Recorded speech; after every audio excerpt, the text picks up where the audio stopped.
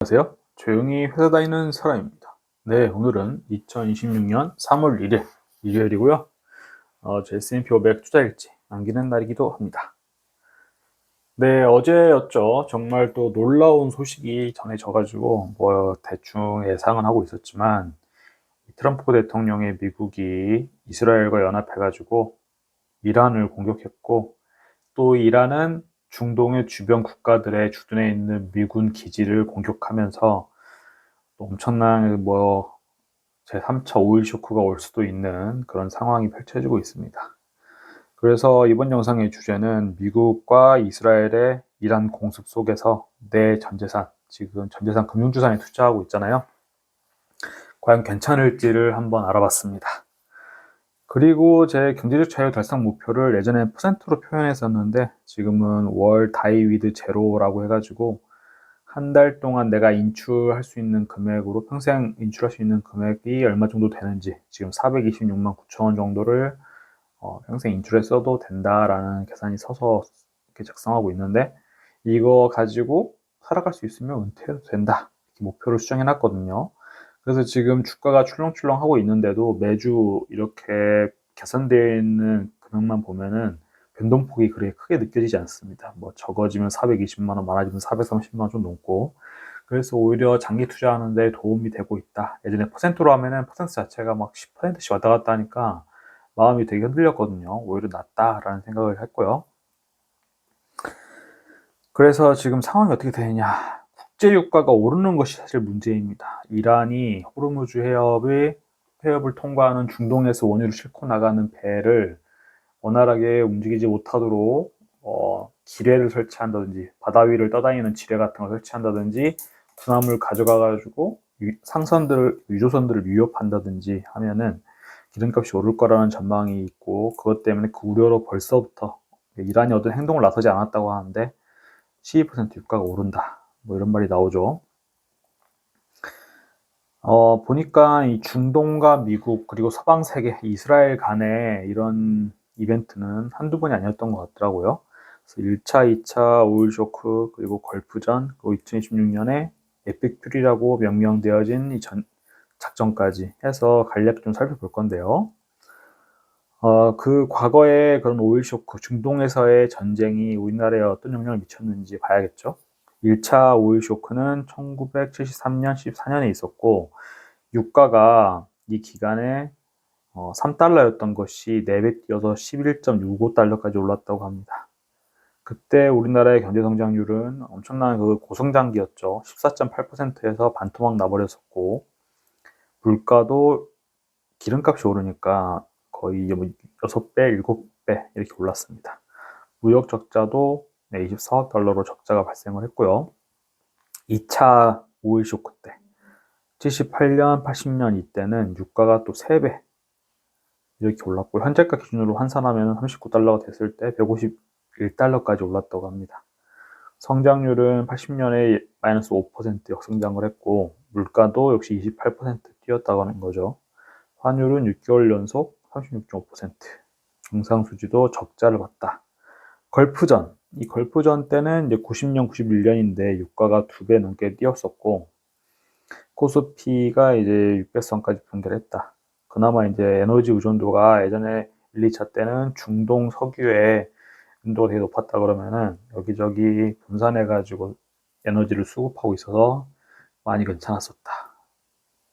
그러면 2026년 지금 벌어지고 있는 에픽 퓨리 작전, 즉 미국과 이스라엘이 연합해서 이란을 때리고 있는, 이란도 지금 보니까 최고 지도자 하메네이가 죽었고, 그리고 이란 군대의 총사령관까지 아마도 잡은 것 같다 말이 나오는데, 이 상황에서 보면은 유사점을 일단 보면 이란 관련 분쟁이라는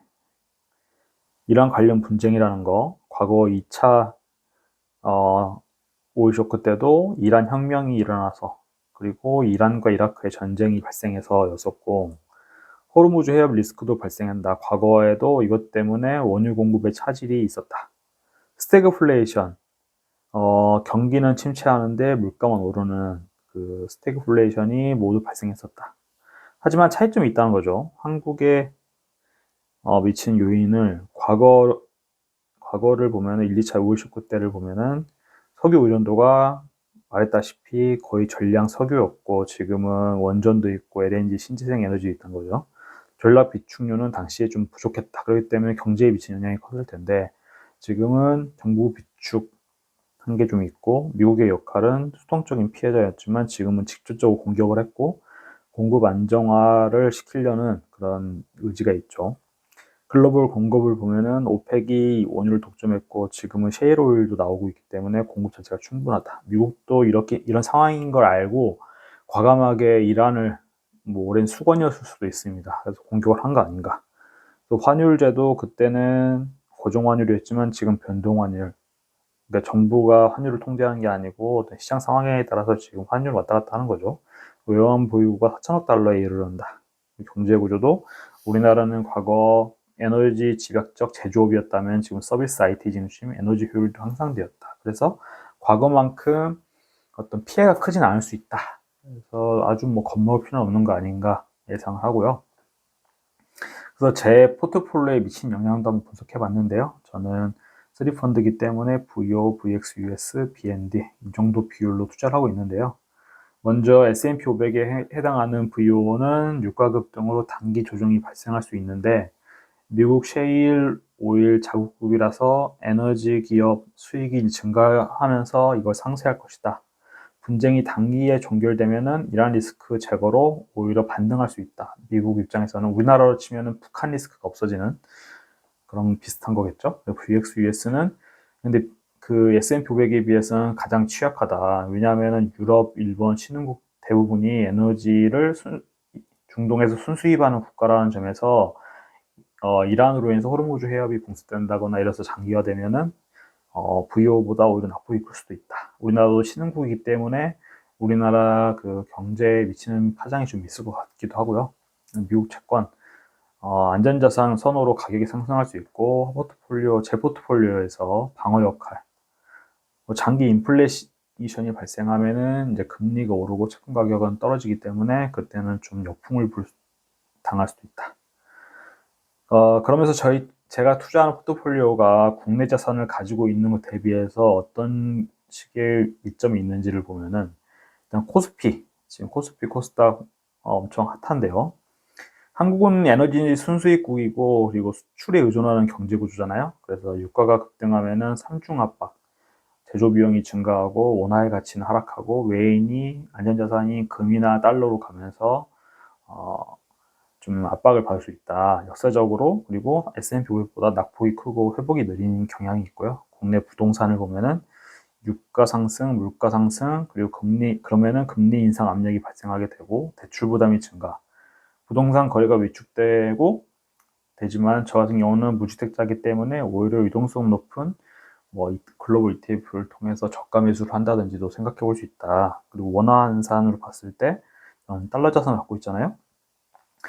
국제적인 위기가 발생하면은 달러의 가치가 급등을 하기 때문에 원화는 약세가 되고 그러면 달러 자산에 원화로 환산했을 때 그게 하락분을 상당 부분 이제 상쇄할 수 있다.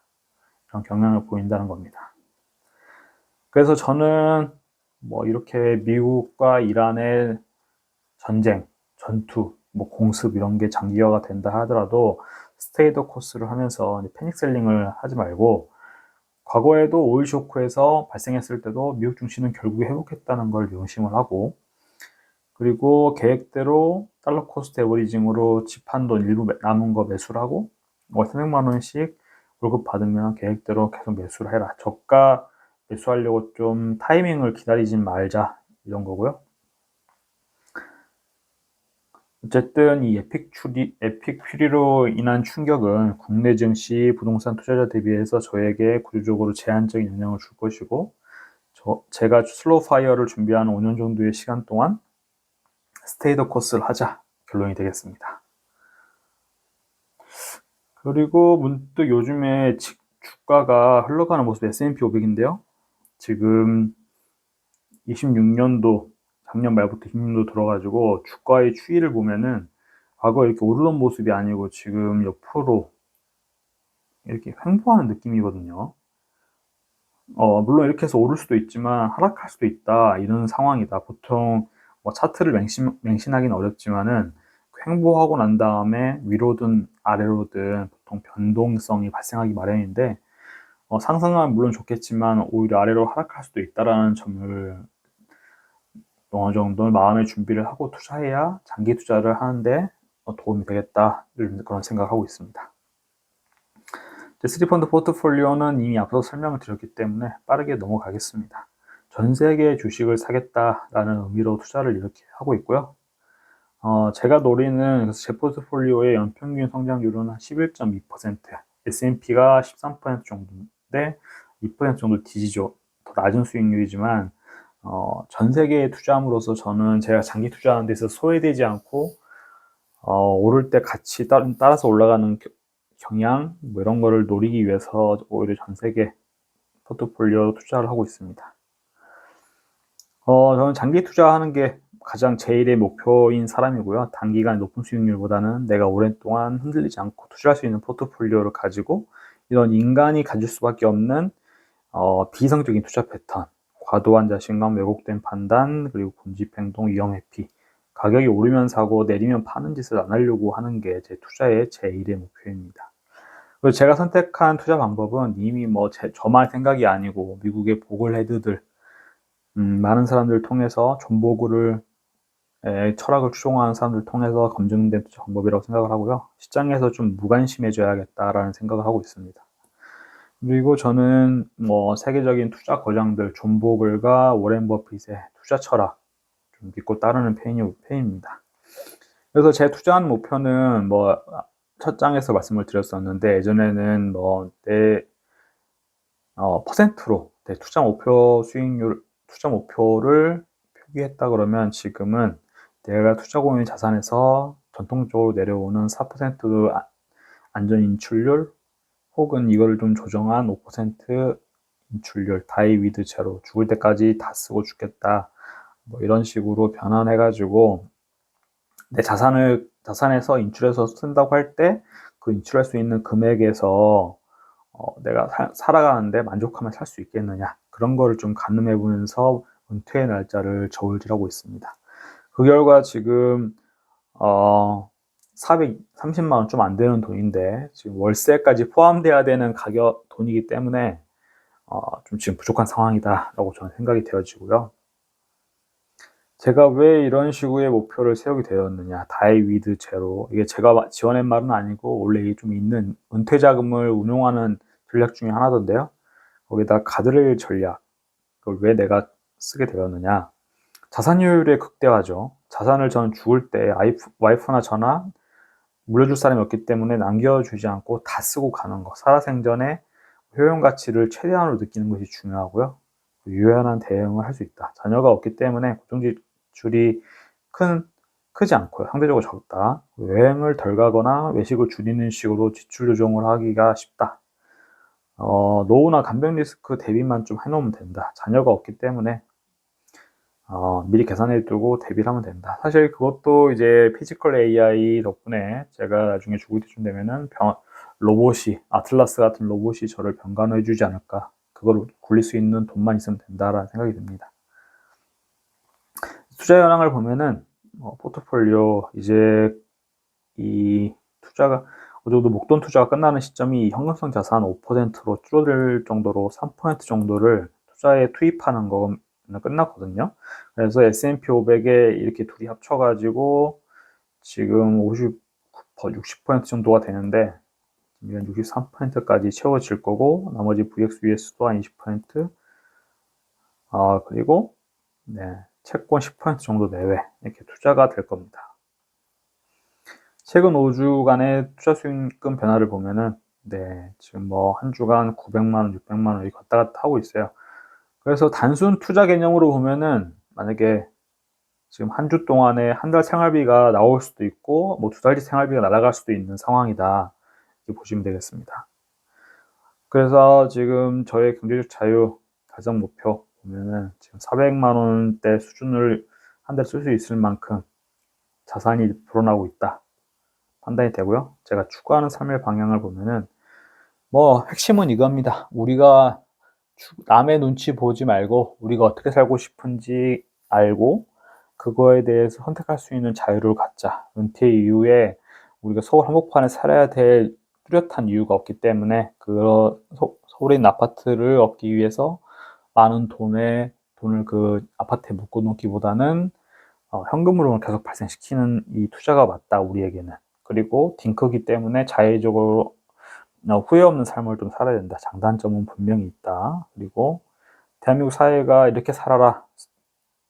좀 어느 정도 반권유하는 그 표준적인 거에서 벗어나서 진짜 원하는 거 해보자.